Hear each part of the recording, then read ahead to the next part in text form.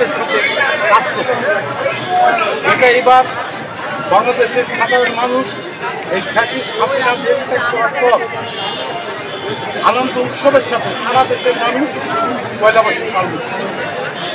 তারই ধারাবাহিকতায় আজকে দৌলতপুরে বাংলাদেশ জাতীয় দল এবং তার সমস্ত অঙ্গ সহযোগী সংগঠন আজকে আমরা পয়লা বৈশাখ উদযাপন করতে যাচ্ছি। দৌলতপুরের মানুষসহ সারা দেশের মানুষকে তারুণ্যের রহমতুল তারেক রহমান বিএনপি চেয়ারপারসন বেগম খালেদা জিয়ার পক্ষ থেকে আমি অভিনন্দন জানাচ্ছি। পয়লা বৈশাখের উপলক্ষে অভিনন্দন জানাচ্ছি। নববর্ষের শুভেচ্ছা সারা দাও